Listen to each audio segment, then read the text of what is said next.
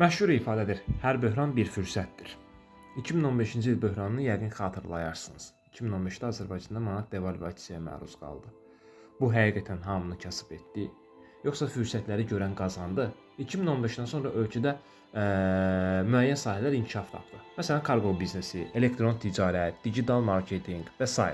O vaxta qədər internetdən alış-veriş davranışımız zəif idi. Sosial mediada reklam mədəniyyətimiz demək olar ki, yox idi. Böhran davranışı dəyişdi.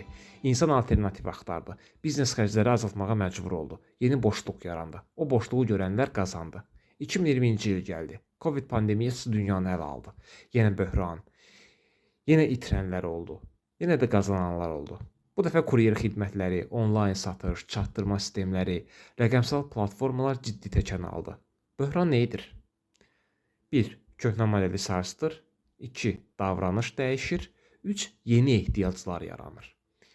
İndi isə dünya yenidən dəyişir. Ölkəmizdə UDM artımı kifayət qədər zəifdir. Durğunluq hiss olunur.